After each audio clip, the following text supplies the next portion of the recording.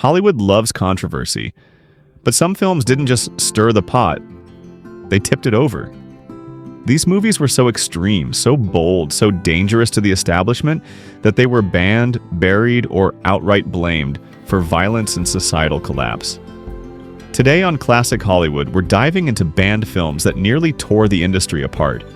And number 18 will absolutely shock you. Number 1, Peeping Tom, 1960. The movie that ended a director's career imagined Psycho. But even darker, not from the detective's view, not from the victim's, but from the killer's own eyes. That's Michael Powell's Peeping Tom, a film so ahead of its time critics didn't just pan it, they destroyed it. And in doing so, they also destroyed Powell's career, a killer behind the camera.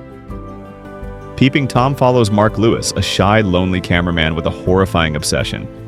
He films his victims in the moment they die, capturing pure terror on film. This wasn't just a horror movie, this was a meta-nightmare. A movie about watching, about how the act of looking can become violent. Audiences weren't ready. When it premiered in 1960, Peeping Tom didn't just shock people, it repulsed them. Critics called it sick, perverted, and evil. The British press tore it apart, labeling Powell a degenerate. This was the man who gave Britain the red shoes, a national treasure. Now, he was radioactive. Within days, Powell went from Oscar-nominated director to Hollywood outcast. Studios refused to work with him. Theaters pulled the film. For decades, Peeping Tom was buried. Too controversial to discuss, too uncomfortable to screen. Meanwhile, Psycho was a hit? Here's the twist. Hitchcock's Psycho came out the same year. It had murder. It had voyeurism. But audiences embraced it. Why? Because Psycho was stylized, detached, entertaining. Peeping Tom, on the other hand, was too real. It forced viewers to confront their own morbid curiosity. You weren't just watching horror, you were complicit in it. Rebirth of a cult classic. For years, Peeping Tom was whispered about, seen only in private screenings or in film school circles. But slowly, critics began to see what Powell had actually done. They started calling it a precursor to the slasher genre, a psychological masterpiece, a brutal mirror held up to cinema itself. By the 1990s, the film was fully restored and reevaluated. Today, it's on greatest horror films of all time lists. Martin Scorsese even called it one of his biggest influences. The legacy Michael Powell never truly recovered in his lifetime. But Peeping Tom now stands as a tragic triumph. A film that was too honest, too daring, too far ahead of its time. Sometimes the scariest thing in a horror movie is the lens looking back at us. Number 2, Baby Doll, 1956. The movie that infuriated the church and got Oscar nods. Anyway, in the conservative heart of 1950s, America, just one movie poster was enough to send religious groups into full meltdown. That movie? Elia Kazan's Baby Doll. The poster? Actress Carol Baker, lying in a crib, thumb in mouth, wearing nothing but a nightgown. Audiences hadn't even seen the film yet, and already, the Catholic Legion of Decency declared war. A movie that dared to say it out loud. Based on Tennessee Williams's play, Baby Doll tells the story of a sultry teenage bride in the Deep South, stuck in a twisted game between her much older husband and his rival. The sexual tension? Off the charts. The subtext? Not subtle. And the message? Unapologetically provocative. It wasn't just the sexuality, it was the frank, unblinking way it portrayed desire, repression, and manipulation. For 1956? That was blasphemy. Banned, picked, and protested religious leaders condemned it as moral poison. The Catholic Church labeled it grievously offensive to Christian standards. Theaters were picketed. Several states banned it outright. Studio executives were pressured to pull the release. And yet, audiences flocked to it. Curiosity turned into full theaters. Wait, This was nominated for what? Despite the outrage, the Academy took notice. Baby Doll earned 4 Oscar nominations, including Best Actress for Carol Baker, Best Adapted Screenplay, Best Cinematography, Best Supporting Actor. Not bad for a film many tried to erase. Reappraisal over time. In the decades since, Baby Doll has been seen in a different light. Not as scandalous, but as boldly satirical. Today, critics recognize it as a darkly funny take on sexual repression, a critique of hypocrisy and Southern morality. A surprisingly feminist take for its era, the legacy Baby Doll didn't destroy Elia Kazan's career. It reinforced his status as a provocateur. But Carol Baker? She became both an icon and a target, forever linked to one of the boldest roles of the era. In a decade ruled by silence and shame, Baby Doll dared to say the quiet part out loud. Number 3. The Warriors, 1979. The cult classic that caused real-life riot street gangs. Murder? A city on the edge. When The Warriors dropped in 1979, it didn't just push boundaries, it blew them wide open, and chaos followed. Within days of its release, theaters were shut down. Police were called in. People died. This wasn't just a movie, it became a battleground. Gangs in a stylized New York directed by Walter Hill, The Warriors was set in a gritty, near-future New York. After being framed for murder, a gang called the Warriors must fight their way home, crossing enemy turf while hunted by every other crew in the city. The visuals were slick. The dialogue? Pure street poetry. And the vibe? Electric. It felt like urban mythology, the Odyssey, but with switchblades and leather vests. Life imitates art? Too closely. But then the violence jumped off the screen. In several cities, rival gangs showed up at theaters. Fights broke out in the lobbies. At least 2 people were killed. Some blamed the film for inspiring real-world turf wars. Others said it simply reflected a powder keg already waiting to explode. Studios hit the brakes. Paramount panicked. TV ads were pulled. Theaters were told to boost security or cancel screenings. Some cities banned it outright. But here's the twist. The more they tried to stop it, the bigger the hype got. The cult was born fans rallied behind the Warriors. They wore the jackets, quoted the lines, and packed midnight screenings. Warriors, come out to play A. That one line became legend. Today, the film is a cult classic, praised for its bold style, synth-driven soundtrack, and raw, poetic energy. The legacy. The Warriors may have caused riots, but it also captured the fear, anger, and alienation of a generation. It's more than an action movie. It's a myth, a movement, and a time capsule of a city on the brink. Number 4. Crash, 1996. Sex, death, and the film that got banned for being too sick to show. Imagine a movie where car accidents aren't just tragic. They're a turn-on. That's not a metaphor. That's the actual plot of David Cronenberg's Crash, a film so controversial, so psychologically twisted, it was banned outright in multiple countries and accused of glorifying perversion. A fetish few saw coming Crash tells the story of a group of people who develop sexual fetishes for car crashes. Yes, you heard that right. Metal meets flesh. Desire meets danger. And every smashed windshield becomes an erotic symbol of obsession, trauma, and technology. Cronenberg wasn't making an action movie. He was making an art film about broken bodies and broken psyches. Can or cancel. When Crash premiered at the Cannes Film Festival in 1996, it caused a total meltdown. Some critics walked out. Others gave it a standing ovation. One judge reportedly said, "I hated it, but I couldn't stop watching." The British press called it depraved. The British Board of Film Classification was pressured not to allow it in the UK. Even Canada, Cronenberg's home turf, saw theaters pull it over protests.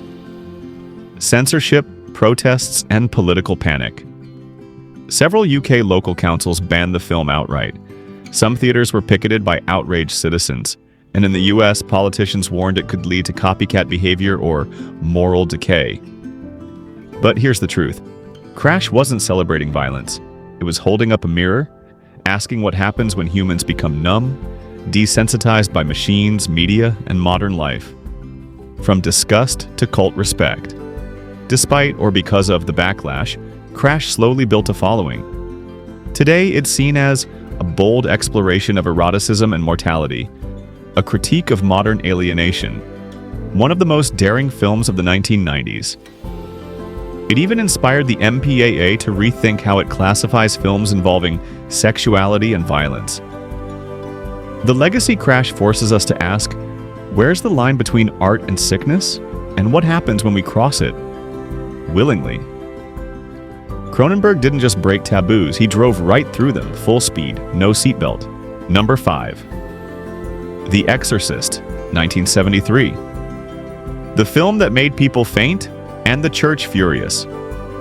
They didn't just walk out of theaters, they ran, screamed, vomited, fainted. In 1973, William Friedkin's The Exorcist didn't just redefine horror, it launched a full-blown cultural panic. A little girl, possessed by a demon, saying things that no one had ever heard in a theater before. The reaction: mass hysteria, church boycotts, talk of an actual curse. And that was before the lawsuit started. A possession like no other.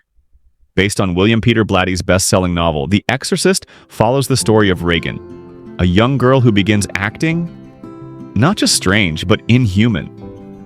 What unfolds is a chilling, unrelenting descent into blasphemy, body horror, and psychological terror unlike anything audiences had seen. Your mother sucks in hell. The voice, the levitation, the spinning head. Every scene broke taboos. The church went to war. Religious leaders called it spiritual pornography. Some towns tried to ban it entirely. Catholic groups condemned the film. Some churches called it a gateway to Satanism. Exorcism requests skyrocketed in real life. And it wasn't just fear, it was full-on belief that the film itself was cursed. The Exorcist. Curse? Behind the scenes, the set of The Exorcist became infamous. Fires broke out during production, actors were injured. 2 cast members died before the film's release. Linda Blair, who played Regan, received death threats and needed bodyguards. The story wasn't just on screen. The terror was bleeding into real life. Horror goes mainstream. Despite, or maybe because of, the controversy, The Exorcist became a box office phenomenon. It was the first horror film ever nominated for Best Picture at the Oscars. It won 2 Academy Awards and pulled in over $440 million worldwide. The impact? Massive. Horror was no longer just cheap thrills. It was Oscar material. Studios realized people wanted to be scared. Really scared. The legacy. The Exorcist changed horror forever. It's not just about possession, it's about faith, fear, and the terrifying idea that evil is real. To this day, it's considered one of the most important and most controversial films ever made. And honestly, it still holds up. Number 6, Deep Throat, 1972. The XXX film that went mainstream and sparked a nationwide crackdown before 1972. Adult films were tucked away in shady theaters behind beaded curtains. Then came Deep Throat, a movie so bold, so in your face, it didn't just break into the mainstream. It dragged the adult film industry into the spotlight, made millions, and landed its stars in courtrooms and headlines. This wasn't just an X-rated flick, it was a cultural earthquake, and it changed censorship in America forever. The plot was barely the point. Yes, Deep Throat had a plot. A woman, frustrated by her inability to achieve pleasure, learns her clitoris is located in her, well, throat. You can guess where it goes from there. But the real shock wasn't the story, it was the presentation. It was shot like a Hollywood movie with lighting, music, humor, and a marketing campaign that dared to say, this isn't just porn, it's a date movie. The backlash was immediate and explosive. Conservative groups lost their minds. Church leaders picketed theaters, politicians called for nationwide bans. Police raided cinemas, seizing film reels and arresting theater owners. Even President Nixon's administration went after it, launching obscenity investigations. The film's star Linda Lovelace and director Gerard Damiano became targets of legal action across the country.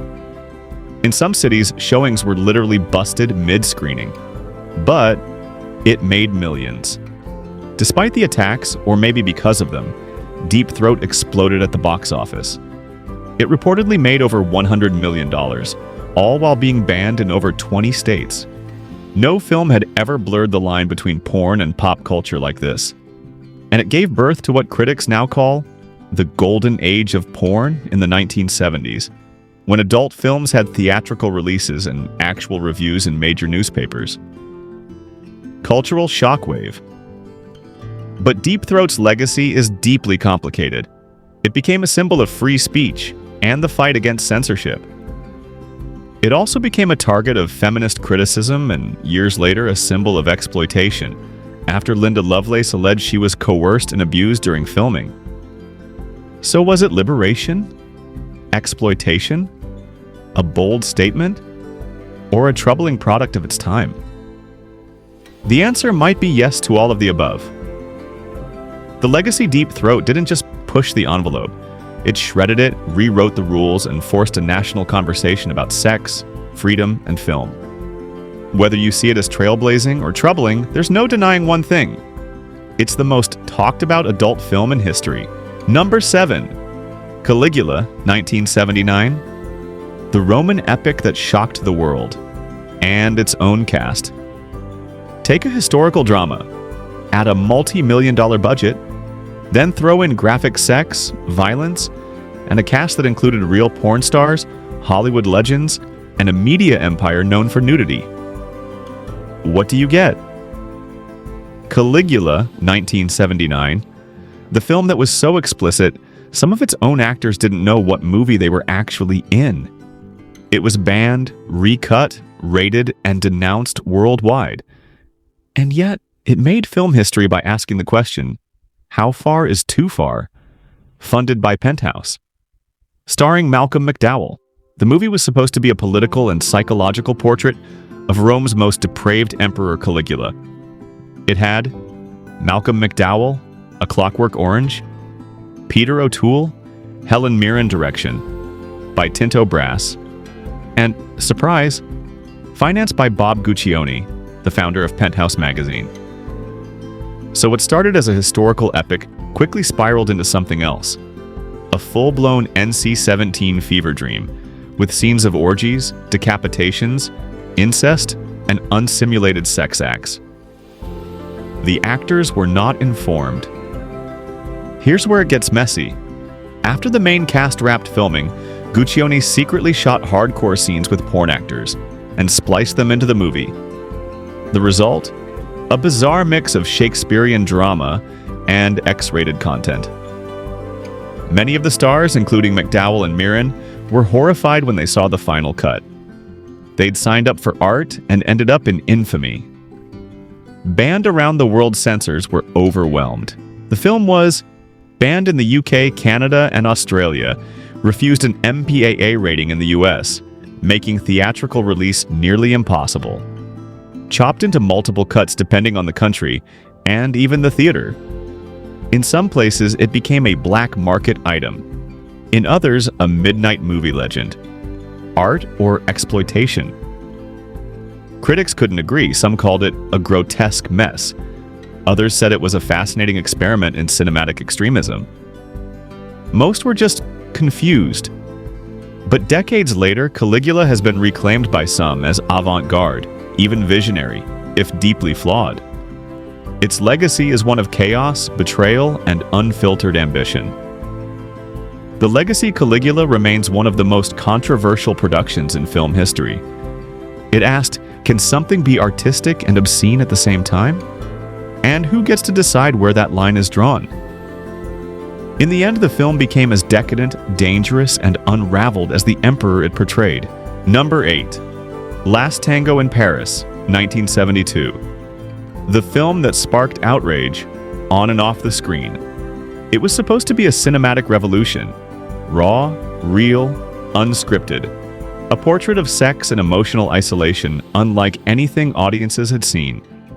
But what happened behind the scenes of Bernardo Bertolucci's Last Tango in Paris would ignite one of the darkest scandals in film history. A story of an affair on screen and an accusation of betrayal, exploitation, and trauma off it. The film that went too far. Last Tango in Paris stars Marlon Brando and Maria Schneider as two strangers who enter a secret, purely physical relationship. There are no names, no backstories, just desire, grief, and emotional brutality. The sex scenes? Graphic. The emotional tension? Devastating. And one scene in particular changed everything. The scene everyone remembers. You may have heard of it, the infamous butter scene.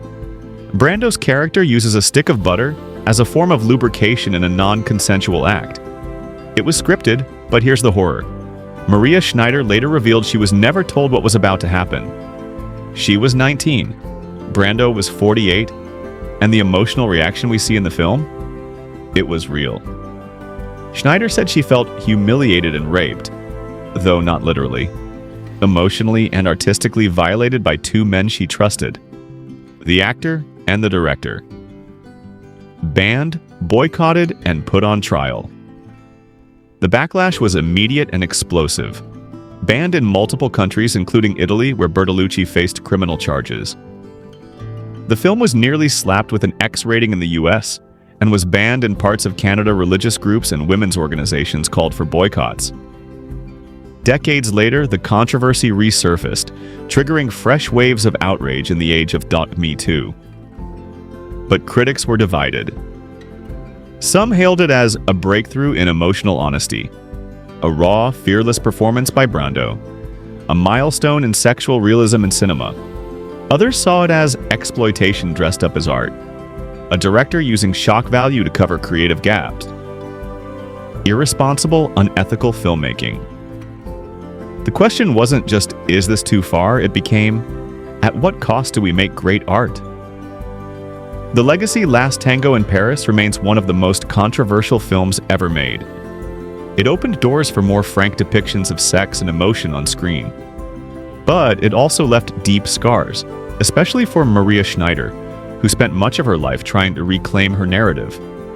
Today, the film is a reminder that the line between authenticity and abuse isn't just a creative decision, it's a moral one. Number 9. Take a messy divorce.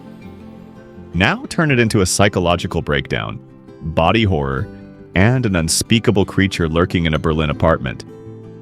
That's Possession, 1981. A film so disturbing it was banned, chopped to pieces, and branded a video nasty in the UK. It's not just horror, it's emotional trauma filmed like a fever dream. One of the most intense, unrelenting, and misunderstood movies ever made. The plot? Sort of set in Cold War era. Berlin, the film follows Anna and Mark, a married couple whose relationship is falling apart. What starts as a bleak domestic drama quickly unravels into hallucinations, paranoia, and violent breakdowns. And then, Anna starts sleeping with something that may not be human. Yes, really. This movie goes from Kramer versus Kramer to Lovecraftian nightmare in under 2 hours. The breakdown you can't look away from the real horror of Possession isn't just in the tentacles, it's in Isabella Gianni's legendary performance. A woman spiraling into madness, grief, and something beyond explanation. One subway scene where she convulses, screams, and collapses in a puddle of milk and blood is one of the most disturbing performances ever filmed. And it's not just acting, you feel it. A Gianni won Best Actress at Cannes, but said afterward that the role nearly destroyed her emotionally. Censorship in the video nasties era. When Possession hit the UK, it was instantly blacklisted. Too graphic, too unhinged, too wrong. Banned under the infamous video nasties list, severely cut in several countries. Dismissed by critics who didn't know what to make of it. Audiences expecting a regular horror movie walked out shaken, confused, or furious. From trash to treasure, Years later, as uncut versions resurfaced, critics took a second look and realized possession wasn't about monsters. It was about emotional disintegration, a metaphor for divorce, war, and psychological collapse. It's now hailed as a masterpiece of art horror, influencing filmmakers like Ari Aster, Hereditary, and Darren Aronofsky, Mother. The legacy Possession is a cult classic now, but it still feels dangerous. It's not the kind of film you enjoy, it's the kind of film that gets under your skin and lives there. One critic said watching it feels like going through someone else's mental breakdown in real time, and they meant it as a compliment. Possession, 1981. The banned horror film that felt too real. Number 10. The Devil's Advocate, 1997. Satan in a suit, sin in a courtroom. What if your boss was the devil? In The Devil's Advocate, 1997, that's not just a metaphor, it's the literal plot. A young, hotshot lawyer is recruited by a mysterious New York firm and discovers his new mentor is Lucifer himself. And it wasn't just the devil on trial. The film was condemned, sued, censored, and attacked by religious watchdogs around the world. Keanu versus Pacino and God. The film stars Keanu Reeves as a Florida defense attorney who's never lost a case. He's offered a dream job at a high-powered New York firm, run by a charismatic, all-knowing figure played by Al Pacino as Satan. And Pacino isn't hiding horns. He's suave, slick, quoting scripture, delivering lines like "Vanity is my favorite sin." At first it feels like Wall Street with a dark twist, but then it goes full-on supernatural, with visions, possessions, and apocalyptic monologues. Religious backlash and moral panic. As soon as the film hit theaters, church groups protested it as blasphemous critics accused it of sacrilege. Countries including Malaysia and Egypt banned or heavily censored the film. One U.S. theater chain pulled it after backlash from religious organizations. They weren't just angry about Satan. They were angry the film humanized him, gave him charisma, logic, and seductive appeal. The devil wasn't just evil, he was cool, and that terrified people. The lawsuit over a painting. As if hellfire wasn't enough, the film also faced a real-world lawsuit over art. A pivotal scene features a sculpture behind Pacino that resembled a famous work by artist Frederick Hart. Hart sued Warner Brothers for copyright infringement, and won. The studio had to digitally alter the scene for home release. So yes, even the set decorations stirred controversy. Sin, power, and temptation. At its core, The Devil's Advocate isn't just about Satan. It's about moral decay in modern society. It asks, what does it cost to win? How do power and vanity corrupt us? And how far are we willing to go to succeed? It's not just horror. It's a courtroom thriller with a soul-selling twist. The legacy over time, The Devil's Advocate has earned cult status. For Pacino's operatic performance, for Reeves' slow descent into darkness, and for its unapologetic blend of legal drama, religious horror, and supernatural excess. It's been called Faust in a power suit. If you were moved by what you heard, hit that like button, subscribe to Classic Hollywood, and share this video to help uncover the truths the studios tried to erase. Because here, we don't just tell stories, we reveal what was never meant to be seen.